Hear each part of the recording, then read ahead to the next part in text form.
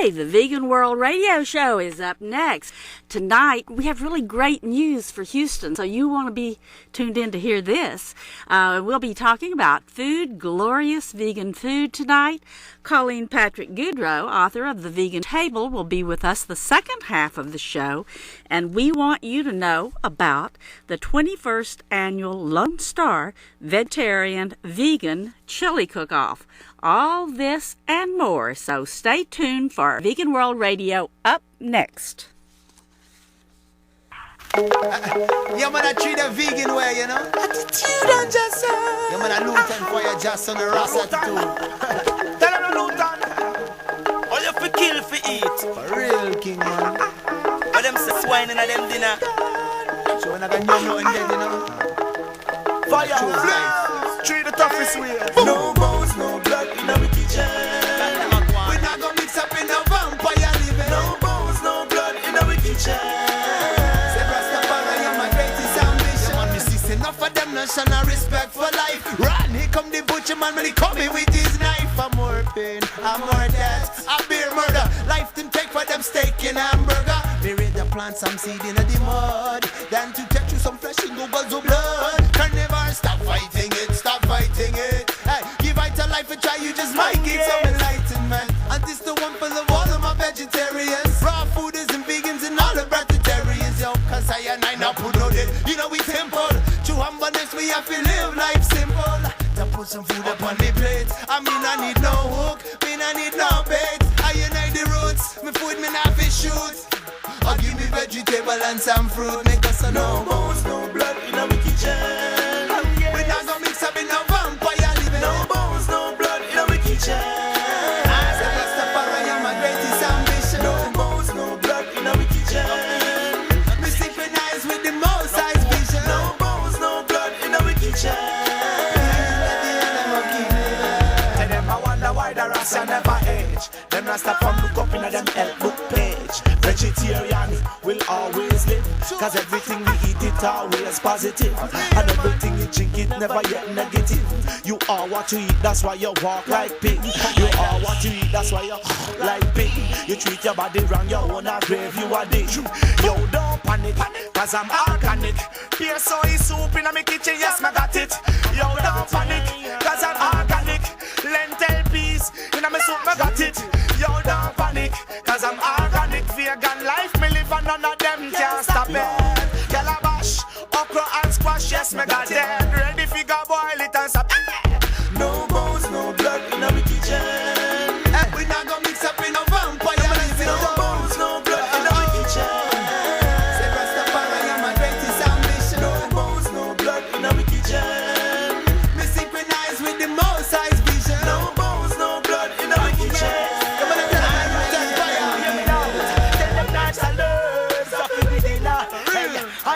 Vital in the butter we cooking and natural herbs. Happy with dinner, tell them no bound, no flesh. No. Alright, yes, natural herbs. Happy with dinner, hey, the vital is vital in the butter we cooking and natural herbs. Happy with dinner, we got them on a loot and fire. Tell them root, strong back and saucy perilla. Fruits, orange, mango and guava. Vegetable salad with peanut and cashew. With some clean drinking water. That was Joss and Fate, Ross Attitude, no bones, no blood in our kitchen. I love that song. And one of my Facebook friends posted a link to YouTube of that song, and I commented that I just love those guys, and their token white boy is pretty cool too. And my friend LOL'd me and said, that ain't no token white boy, that's the Joss son himself. Oh, I was embarrassed. I didn't know. The sun god himself. Wow. But so that shows how much I know. But if you want to see this group performing, you can go to YouTube and search for No Bones, No Blood. Or you can go to our website at veganworldradio.org, and there's a link to that song that you can just click right there and go to it. You can also find Vegan World Radio on YouTube, Twitter, and Facebook. You are listening to KPFT Radio for Peace, 90.1 FM in Houston. Good evening. I'm Shirley Wilkes Johnson, your host for this evening's show, and this is my first nighttime show. I'm almost up after my bedtime. I am the co-founder of Vegan Radio on KPFT, and we were on Monday mornings ever since May of 2002. So I'm taking a little break from radio right now while I'm working on a project with Carol Adams, author of The Sexual Politics of Meat, The Pornography of Meat, and Living Among Meat Eaters, and numerous other books. Love the titles of her books. So I won't be around as much anymore for a while, but I love this show. My heart and soul is in it, and I will be doing occasional shows because I love our listeners and I love KPFT. And on Asian New Year, January 26th of this year, I interviewed Supreme Master Ching Hai, one of the strongest promoters of a vegan world on the planet. During that interview, I asked her if she had opened a vegan restaurant in Houston, and she said yes. She's kept her promise, and on Monday, October 26th, this coming Monday, an all-vegan Loving Hut will open in Houston. Loving Hut is currently the fastest-growing vegan restaurant chain in the world. Loving Hut was created with a vision that all beings could live in peace, love, and harmony with each other and the planet. All dishes at Loving Hut will be prepared free of animal ingredients, vegan, and an effort to reduce environmental impact and the suffering to animals. Loving Hut is getting rave reviews around the world. One San Francisco reviewer said Loving Hut's Art Deco is somehow retro. Think 50s, they said. Yet it's futuristic. Think the inside of the ship in Star Trek. And the food is off the chart, this reviewer said. Even meat eaters are astonished by the vegan meat served here. A San Diego reviewer said Loving Hut makes it easy to go veg. Their food is the bomb. I recommend the lemongrass chicken and spicy cha-cha shrimp. Best vegan stuff on the planet. Yeah, vegan chicken and shrimp. The people that work there are down to earth and serve you with a smile. I feel the love, said the reviewer. And vegan diva Isa Chandra Moskowitz quipped, well, it seems that God wants us to eat fried vegan meats. Okay, God, if you say so, in her dry, humorous way. They even have a classic vegan burger on the menu in case you don't like Asian foods. And they have pasta and other things too, but it's basically mostly Asian foods. And I've only seen pictures of the food. I can't wait to try it. Supreme Master says, go green, go vegan, save our planet. Thank you, Supreme Master Ching Hai, for your generosity to Vegan World Radio and to Houston by giving this city this wonderful gift of the Loving Hut. Supreme Master Ching Hai is a world-renowned humanitarian, respected spiritual teacher and accomplished artist. She's a beautiful, down-to-earth woman, and is easy to talk with, but it's not so easy for me to talk tonight. It's past my bedtime. Ching Hai says we are all masters when we get in touch with our true nature. Now, the Loving Hut is located at 2825 South Kirkwood in Houston, and their hours are 11 a.m. to 9 p.m. And you can go to veganworldradio.org, and there's a link for a map there for a map and directions, so you can look it up there. One night in 1988, my daughter Sherry and I were talking about trying to get meat eaters to try vegan food so they could see how good it is, but we lamented the fact that they seem to be afraid of veg food, and it's so ridiculous. We brainstormed and came up with the idea of having a vegetarian or vegan chili cook-off. Surely people would be willing to try veg chili. And so the Lone Star Vegetarian Network was formed, the LSVN, with vegetarian societies from Austin, Houston, San Antonio, and the South Texas Vegetarian Society of Brazoria County. And we got together to plan a statewide chili cook-off. Now, people ask, is this chili madness or heresy, and who the heck do we think we were anyway? Well, we became the chili outlaws, breaking all the rules, making the best chili on the planet. Yeah. So, the first annual chili cook-off was held in the state capital of Austin in 1989. The second annual cook-off was held in the first capital of Texas. Now get this, in the first capital of Texas, in West Columbia.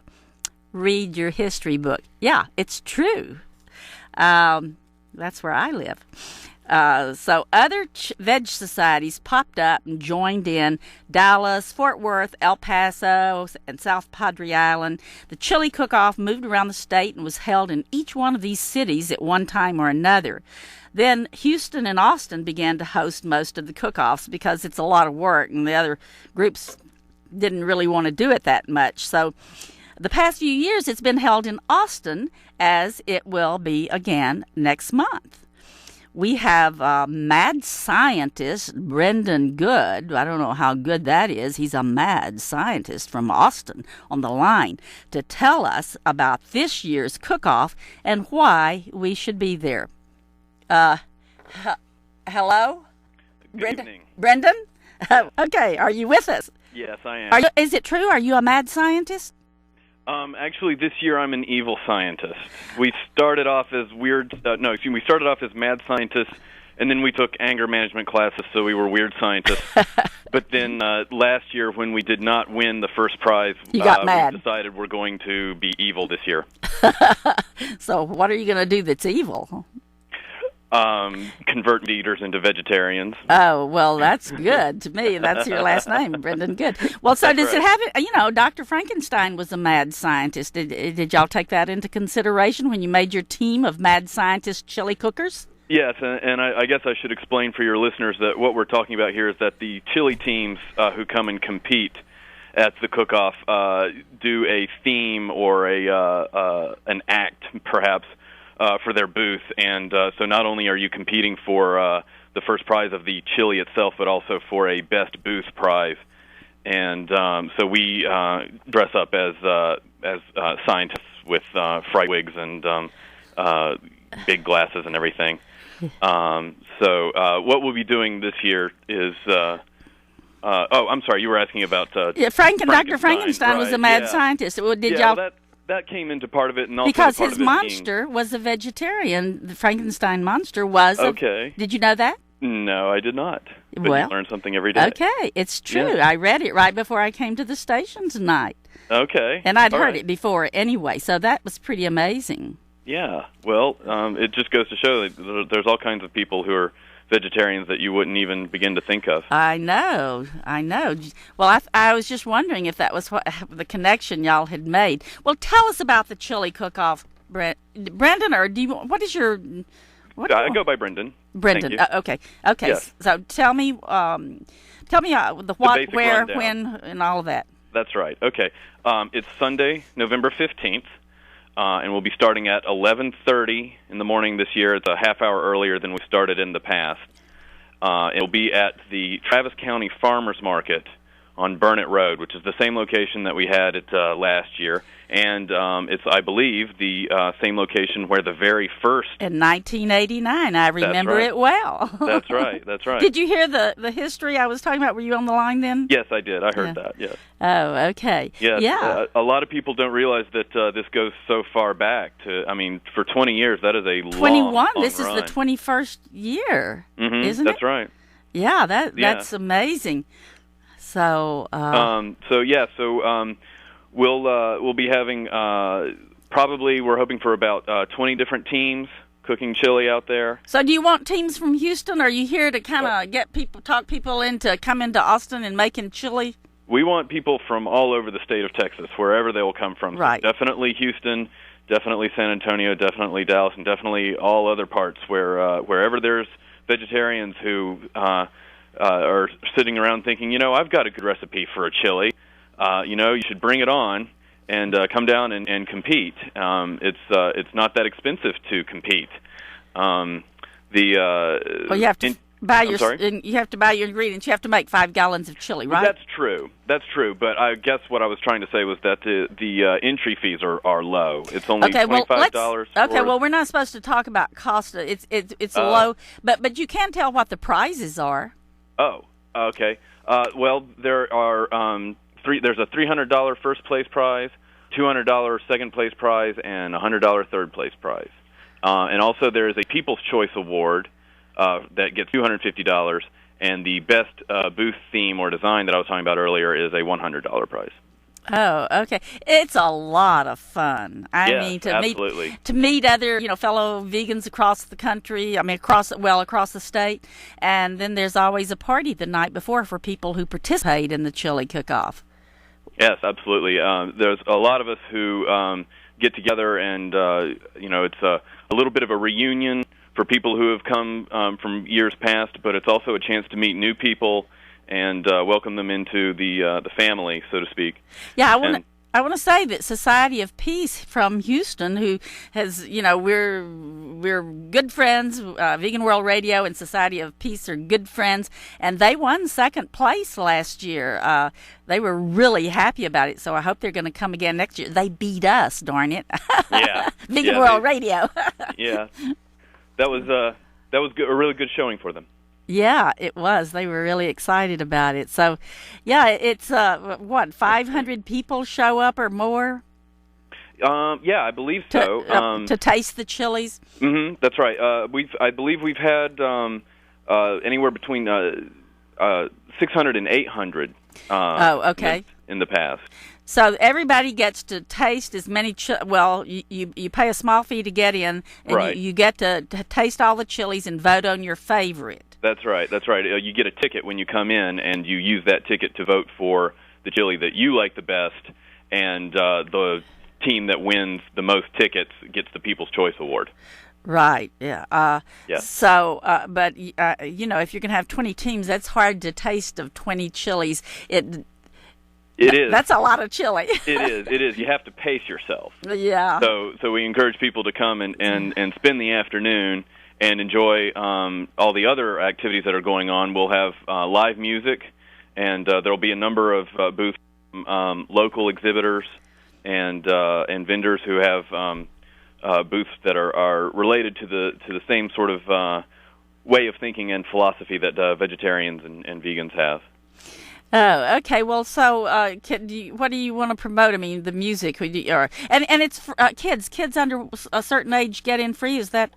Yeah, kids under the age of 6, and then there's a reduced price for kids age 6 to 13. Oh, okay. So it's a great, inexpensive way to spend an afternoon. Yeah, well absolutely. Worth it. Yes. So and we found out today that Jenny Hoff of KXAN here in Austin, one of the weekend anchors, has agreed to be the MC for the event. Okay. Do y'all have some celebrity judges or anything? I know y'all were trying to get Kinky Friedman. I don't know. Yeah, that's well, you've got to reach, Yeah. But yes, we will be having a number of celebrity judges.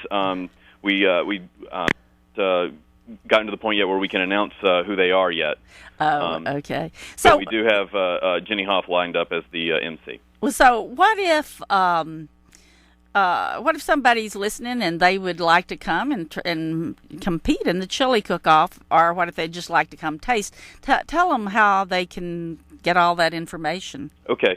We have a website at www.veggiechiliCookoff.com, and veggie is spelled VEGGIE, chiliCookoff.com.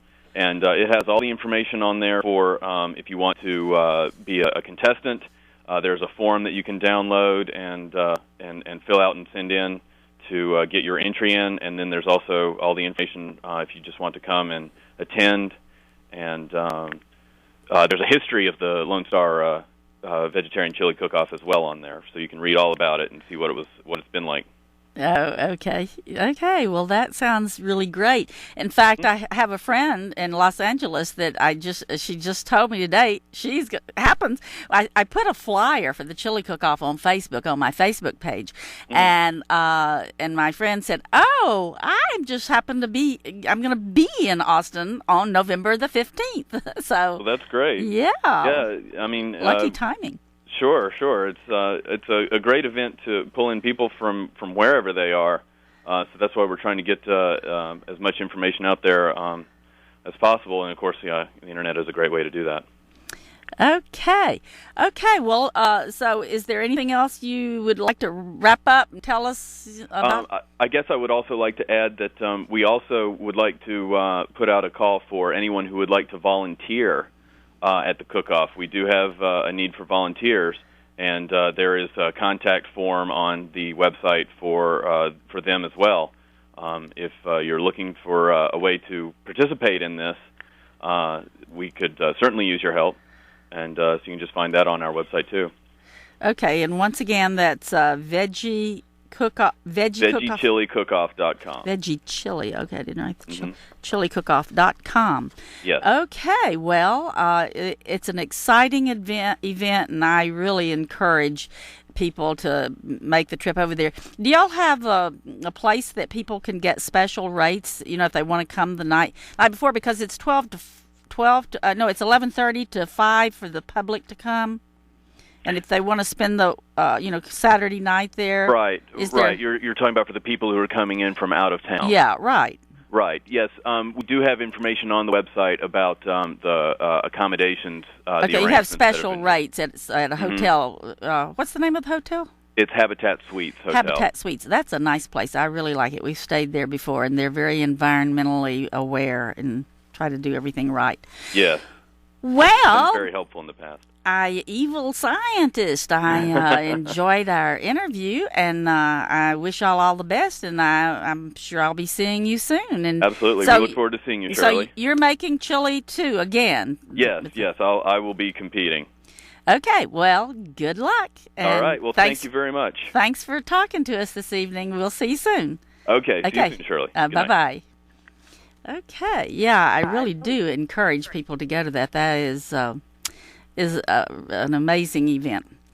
Okay, our guest for this evening is Colleen Patrick-Goudreau. She's been called the Martha Stewart of veganism by skinny bitch author Rory Freedman, but Martha never looked this good. Colleen is also the author of The Joy of Vegan Baking.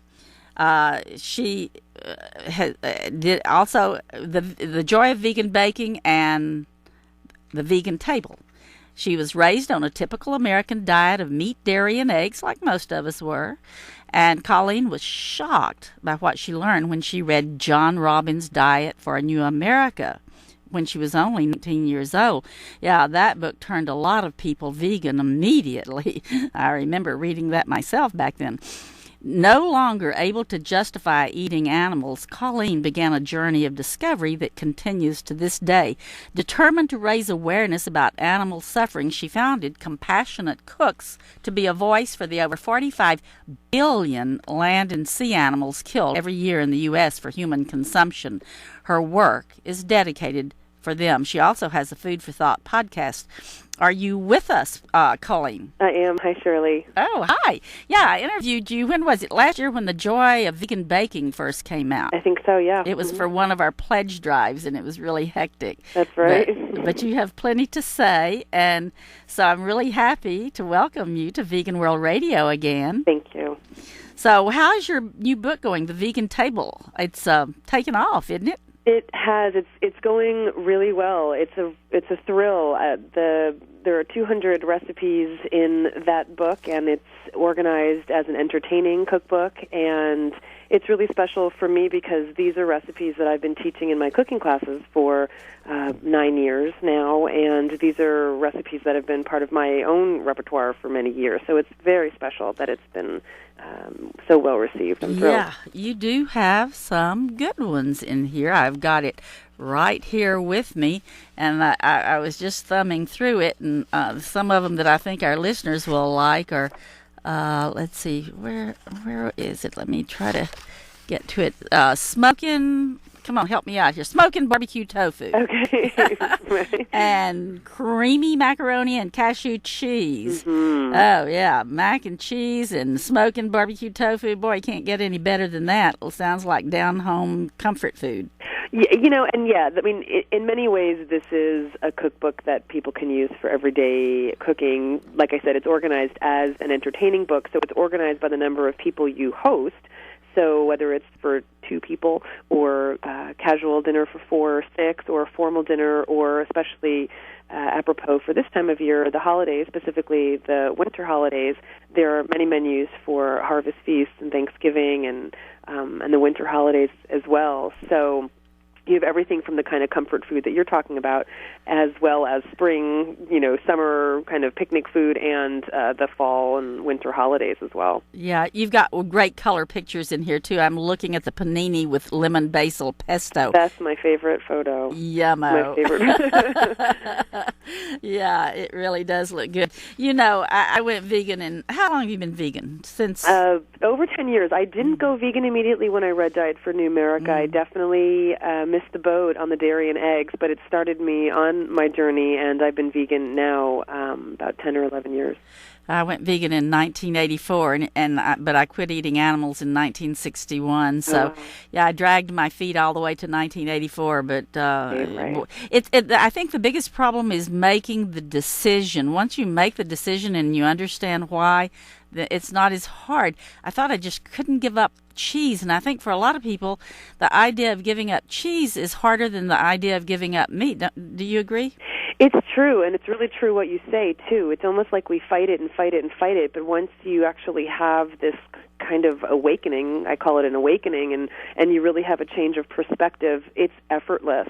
And it's really hard to explain that to someone who hasn't gone through it, because people tend to have the notion, really the misconception, that you're gritting teeth and it's the real effort and you're trying really hard not to want these things that you can't imagine not living without. And so, for sure, I mean, it's completely effortless once you have the shift.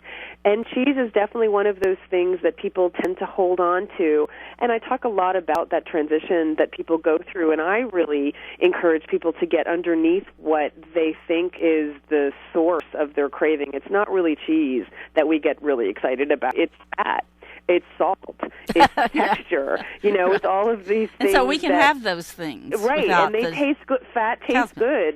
That's why I have the Joy of Vegan Baking. It's about, they're baked goods. There's fat and sugar. So those things taste good, and they're appealing to people, and they're definitely part of people's palates, but it's not the cheese, it's the fat and the salt. So I recommend that people try and identify what it is they're actually craving. If it's Parmesan cheese on their pasta, they can toast pine nuts and sprinkle that on their pasta. Mm-hmm. If they really are craving fat, they can put guacamole on their burrito, which also has the texture issue for people. People like that creamy mouthfeel. So there's many ways we can still get the things that we think we're going to crave without getting the animal products. Yeah, you posted a video of yourself talking about just recently on Facebook. What was it about the mother's instinct or something? Sure. Mm-hmm. Let's talk about that, because people say, "Oh, give up cheese. Why give up cheese?" I can see giving. When I first went vegan in 1984, I told a friend, I said I was going vegan, so I wouldn't be eating dairy and eggs anymore. He said, "Well, look, I can understand why you won't eat meat, right. But what's wrong with good old cow's milk?" Yeah. So tell us.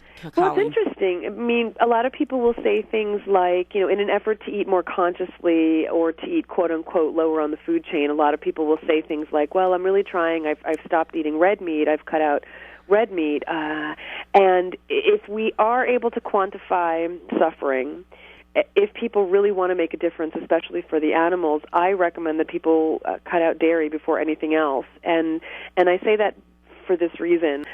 Dairy cows, across the whole spectrum of animals who are exploited for their bodies, are the most exploited animals, period.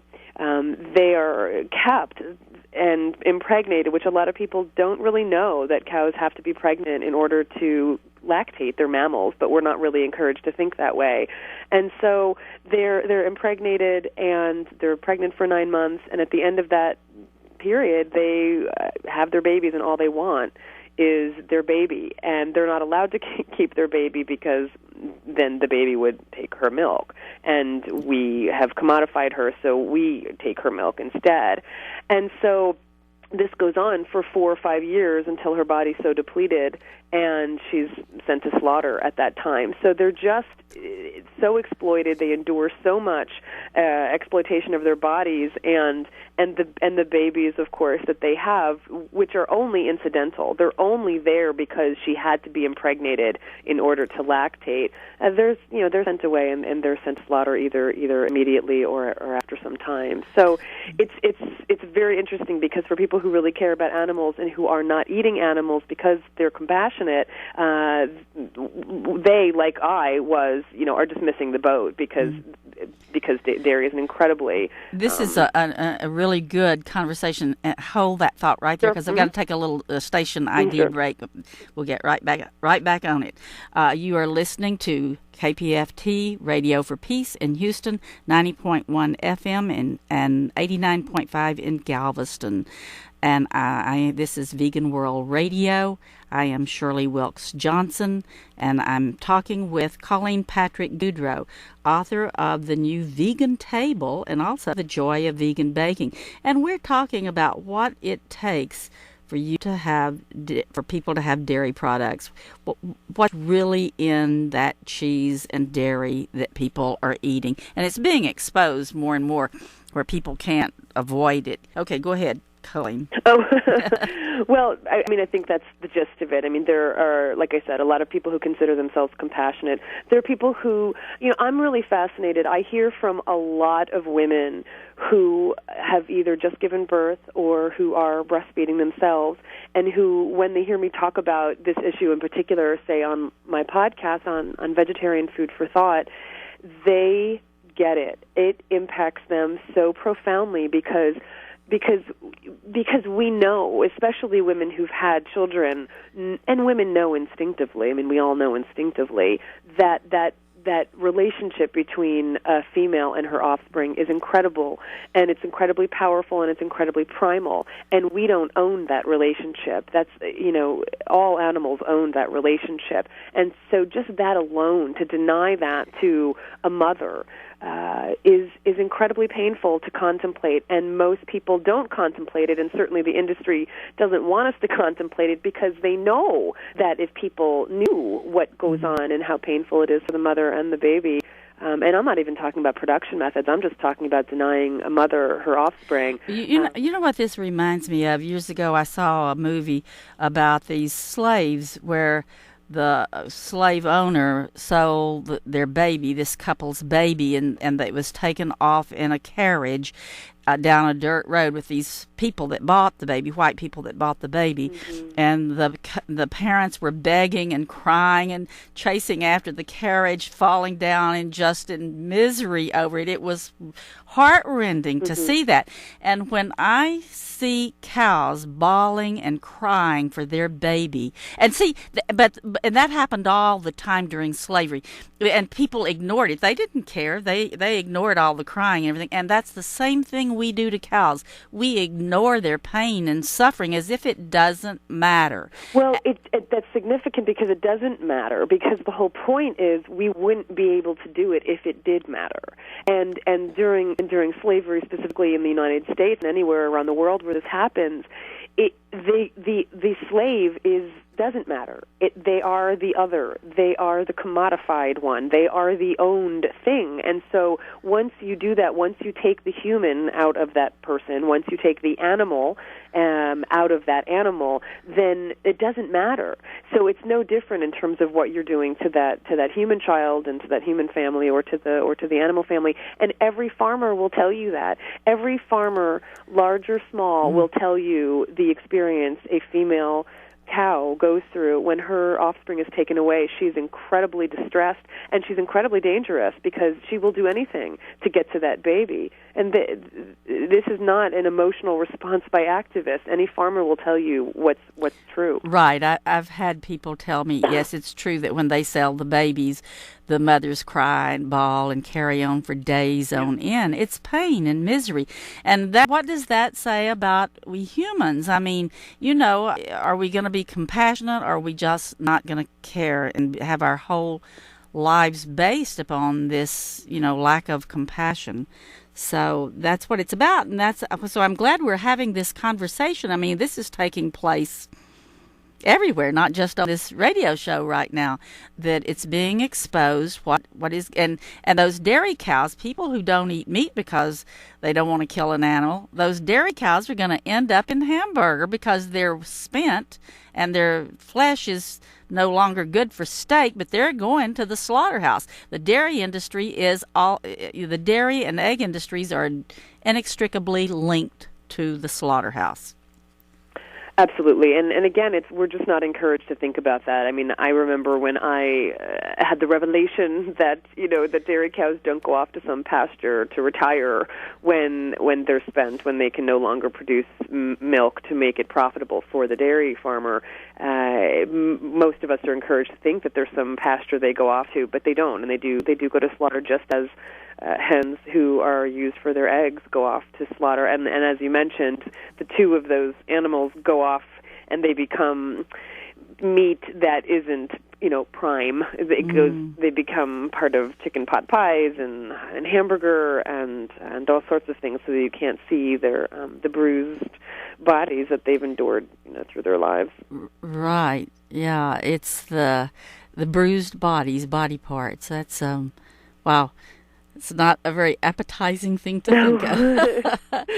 We're lucky. We're the lucky ones. But I think that either, we have a lot of people who listen to this show and are vegan. And sometimes after the show, people will email us at info@veganworldradio.org and, ask us questions and say, gosh, I realize now that I shouldn't be eating meat, but I don't know what to do.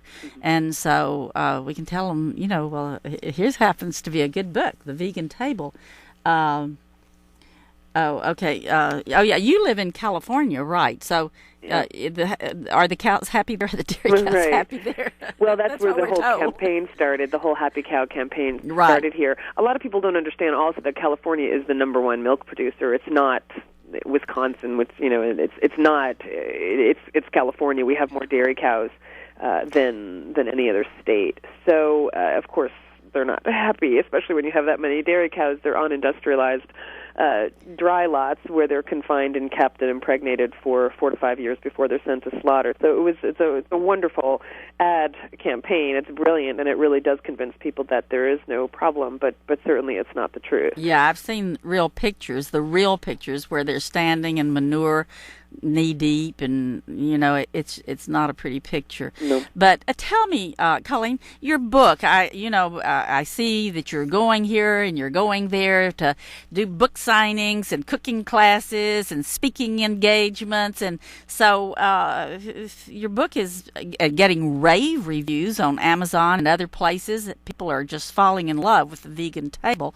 And so tell me, though, your experience with the general public. I mean, like when you go out, how are you seeing a change in our society? What is your view getting out in public and talking to people? I mean, yes. In short, yes, I am seeing a lot of changes, and I do have a privileged position because I've been doing this work with the public for so many years. I've been teaching cooking classes, I think, like I said, for about my 10th year now teaching cooking classes. I've been doing the podcast. I'm on my 4th year doing the podcast, and I've been speaking with groups of people for years. So I have the unique opportunity to actually hear back from people who find my work either through the cooking classes or the podcast or how can what people have listen you. to your podcast? What's that? How can people listen to your podcast? People can go to the podcast either through CompassionateCooks.com, which is the website, or they can go to iTunes and search for Vegetarian Food for Thought, which is the name of the podcast. And that's been incredible. I mean, the podcast really enables me to talk about all these issues, the food, the cooking, the nutrition, the spiritual aspects, the social aspects, the practical aspects of being vegan. And, excuse me, I have been plagued with the flu, unfortunately. Oh, no, vegans don't get the flu. Yes, they do. Excuse me. And I have the opportunity to hear from so many people who are going through their own transformations, who've either been vegetarian and became vegan, who were non-vegetarian and became vegan, who were vegan and became better spokespeople.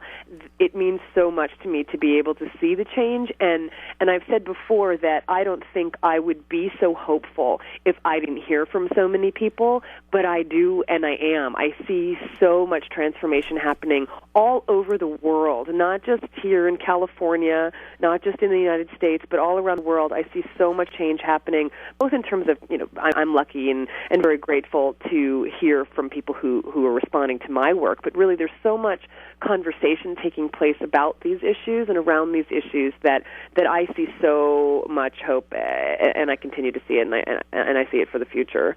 And there's a huge presence of vegans on Facebook. That's true. I love it, and I joined one of them.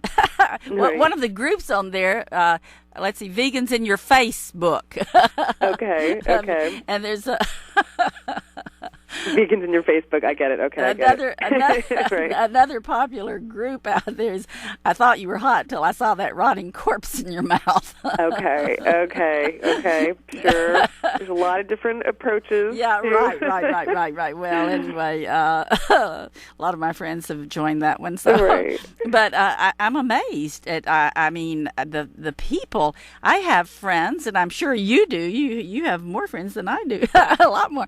But you have friends from all over the world, almost every country. Yeah. That are vegan, and not just vegan, but vegan activists, Vegans in Your Facebook. Right, sure. Mm-hmm. Yeah.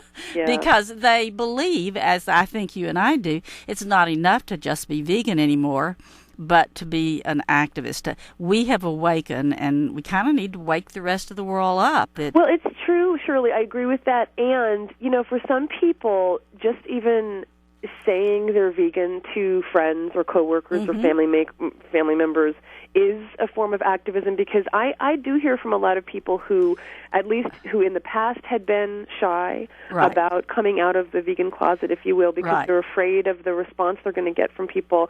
So for some people, it's just enough to just, in my perspective, to be proud and to be gracious and truthful or wear a T-shirt at least.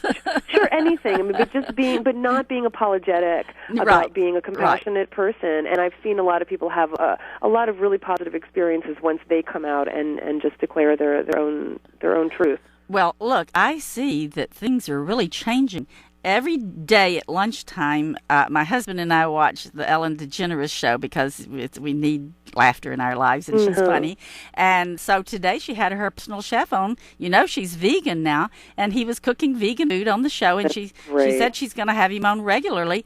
And tomorrow, Oprah Winfrey is going to have a vegan chef on her show. With the 2 daytime talk show divas on promoting veganism with vegan chefs. I mean, that, Rachel Maddow of radio show, she says she will do anything Oprah says, and I think a lot of people are like that with either Ellen or Oprah, and so, if they're promoting vegan, I mean, that's going to make things change fast. I love it. It's great. Yeah, me too. So... But, so give us all of your websites again and tell us what you want us to know before we wrap up. I would definitely encourage people, anybody who has questions, again, whether they're non-vegetarian or vegetarian or vegan, really the topics I cover in the podcast really run the gamut, and I have over 100 episodes, and they're pretty lengthy and pretty informative, as I've been told. And they can get to the podcast by going to CompassionateCooks.com. They can subscribe to the podcast through iTunes or any other podcatcher. They can, like I said, go to CompassionateCooks.com and join our mailing list to find out the kinds of things we're going to be doing. We're actually moving into video podcasts come 2010, so the video previews that you saw on Facebook, people can go to Facebook. We also have a group there, Compassionate Cooks, and And they can hear all about the stuff that we have coming up. I'm working on my third cookbook right now called Color Me Vegan, which is all going to be broken up by color to really emphasize all the healthful phytochemicals and antioxidants and eating by color. So very exciting. Well, when can we expect that to be out? That should be out in the winter of 2010. Oh, okay, great. Yes. Well, so it's The Vegan Table, 200 Unforgettable Recipes for Entertaining Every Guest at Every Occasion by Colleen Patrick-Goudreau. I love your style, Colleen. Thank you, you're an amazing vegan cook, and the joy of vegan baking, the compassionate cook's traditional treats and sinful sweets. Oh, boy, some of these in here are just, wow, just really good. I'm impressed with both of your books, and I'm thrilled to have them. So thank you for being with us tonight, Colleen, and good luck. Thank you, Shirley. And we'll be looking for your new book again, is Color Me Vegan? Yes. Okay, great. Thank you so much. Take care. Okay. All right. Thank you. Bye-bye. Bye now. Okay, we've got some announcements that we've got to make. Okay, let's see. Thursday, October 22nd, that's tomorrow. There will be a raw vegan potluck dinner at the Taft Street Coffee House around 6:30 p.m. For more information, call the Taft Street Coffee House at 712? 712? Is there a 712 area code here? Or is that supposed to be 713? Maybe it's a typo. 522-3533. Get a pen or a pencil so you can you can write this down. We're going to have phone numbers and events and everything. You can go to societyofpeace.org also to learn what's happening around town. There's so many things going on. But Society of Peace on Friday, October the 23rd, is presenting Creating a Sanctuary of Peace for Farm Animals featuring Sue Akins at Field of Greens Restaurant at 2320 West Alabama. And attendees can purchase their own vegan entree from the menu if they want to. The suggested donation per person for this event is $5, which will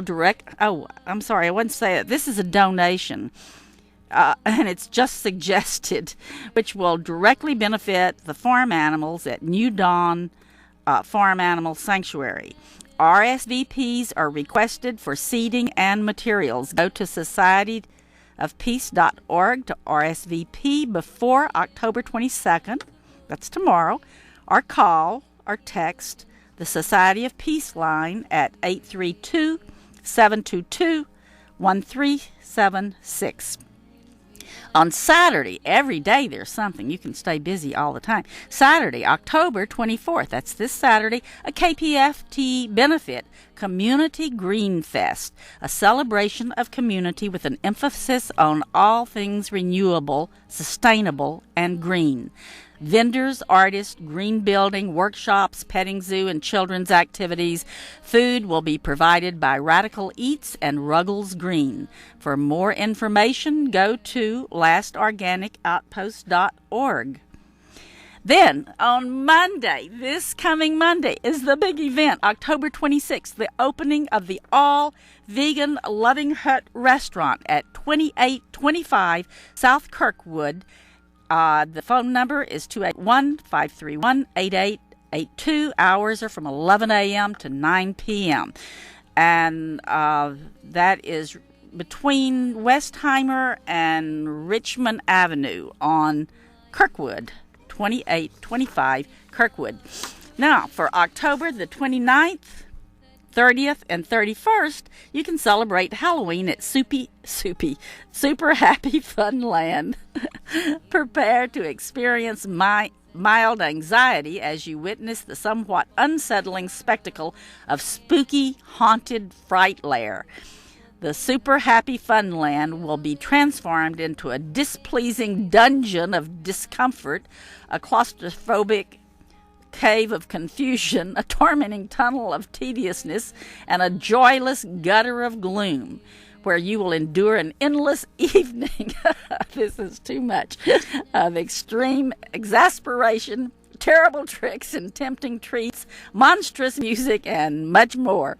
If that sounds like fun to you for Halloween, then go to superhappyfunland.com for more information. Now, Geraldine wanted me to tell you about this. She loves this place. I mean, she loves these people. So she wanted you to know that they're having this big, and they're very veggie friendly there.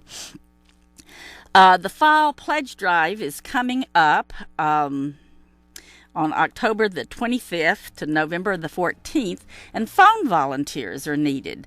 Phone training will be tomorrow night, Thursday, at 6 p.m. at KPFT 419 Lovett Boulevard.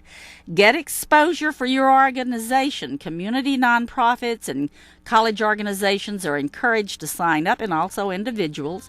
Your group will get thanked on the air and have a link on the KPFT homepage. The schedule for phone volunteering is flexible, including mornings, evenings, and weekends. All you need is clear handwriting, good hearing, and be friendly on the phone.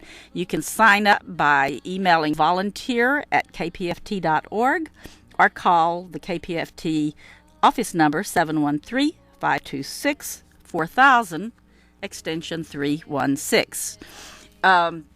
Okay, we've got a little bit more time, and I wanted to talk about some things. Do animals have souls? This is really interesting. You can know, too, if animals have souls. And here's the scientific proof. The animal is eating, you are eating. The animal is sleeping, you are sleeping. The animal is defending, you are defending. The animal is having sex, you are having sex, if you're lucky. The animals have children, you have children. You have a living place, they have a living place. If an animal's body is cut, there is blood. If your body is cut, there is blood. So all these similarities are there. Now, why do you deny this one similarity, the presence of the soul? That is not logical. You've studied logic? In logic, there's something called analogy. Analogy means drawing a conclusion by finding many points of similarity. If there are so many points of similarity between humans and animals, why deny one similarity? That is not logic. That is not science. And that was by Swami Prabhupada, who came to America from India to teach Americans to cook and eat vegetarian in the 1960s. The Hare Krishnas are his disciples. So I thought that was really interesting. If you believe humans have souls, then it would seem so do animals. How can we deny that? I want to encourage you to go to YouTube or go online and search for a DVD called Earthlings, and you can watch it in parts on YouTube. Earthlings, we are Earthlings. People, animals, and nature. We're all Earthlings of nation Earth. And our whole world is based on cruelty to animals. That is the very basis of our society. We are cruel to animals for food, for clothing, for research, and for entertainment. And we need to change that. Start at the roots of our society and change to compassion. And that is what Vegan World Radio is about and what we ask you to do. So we hope that you will give us a look at veganworldradio.org and look us up on Facebook. Become a fan on Facebook at Vegan World Radio Facebook fan. And maybe follow us on Twitter, and you look us up on YouTube. You can find some of our shows on YouTube. We're starting to put them on now, so if you miss any of our shows or have missed any in the past, you can listen to them on YouTube. So anyway, I just want to say that the day the last slaughterhouse closes down, there will be a big celebration. And as long as there are slaughterhouses, there will be battlefields, as Leo Tolstoy said. So I will see you at the big celebration the day the last slaughterhouse closes down. I got a bucket full of herbs of some strong marijuana. Yes, you know that I'm a mama.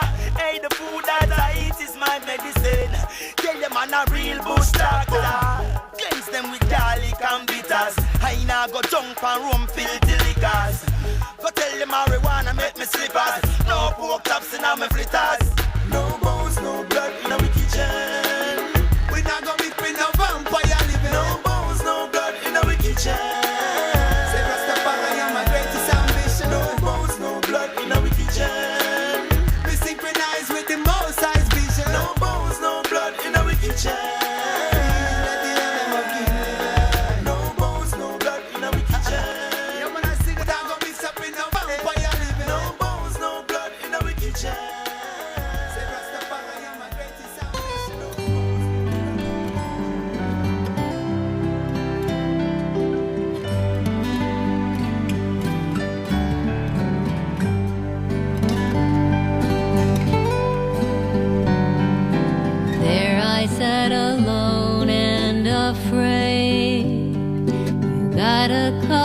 came right to my aid.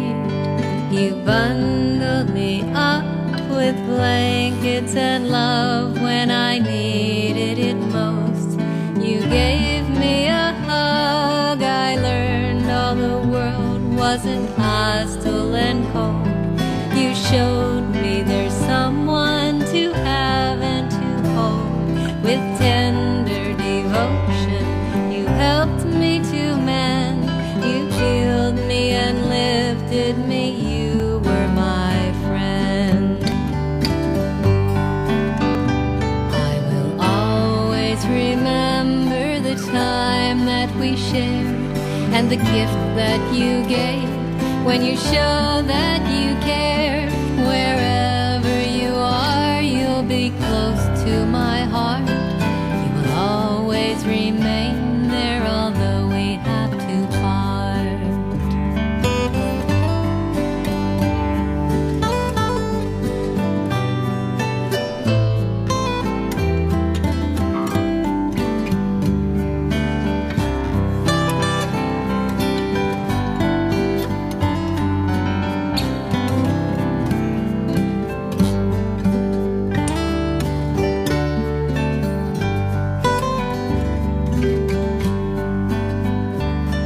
I searched in your eyes that were blinking back tears for answers to why you were leaving me here.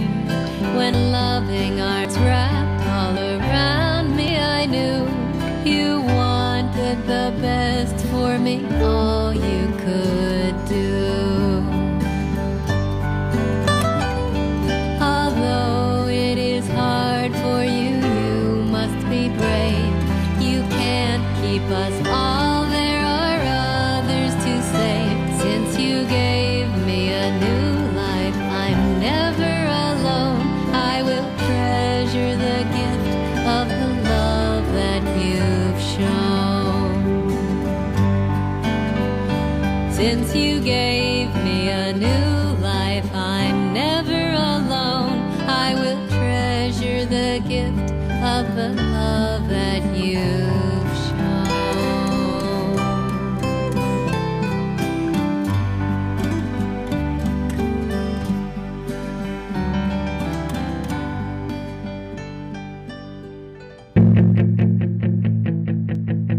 Celebrate the International Day of Climate Change Action with friends from 4:15 p.m. to 8 p.m. on Saturday, October 24th in the Woodlands. Bring an organic or local potluck dish to share. Enjoy music, children's childcare and activities, educational presentations, and an inspirational movie, Renewal, about how people of faith are standing up for the environment. Sponsored by Northwoods Green, the Sustainability Committee of Northwoods Unitarian Universalist Church. Donations accepted, but not required. For more information, go to 350.org. KPFT, Houston.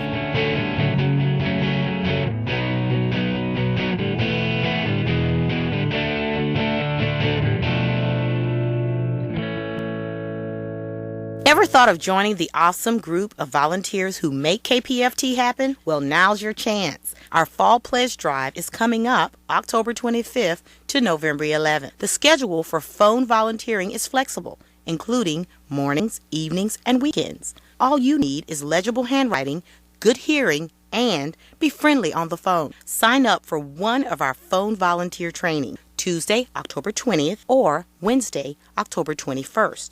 Both at 12 noon, or Thursday, October 22nd at 6 p.m. Trainings take place in our studios at 419 Lovett Boulevard. Community nonprofits and college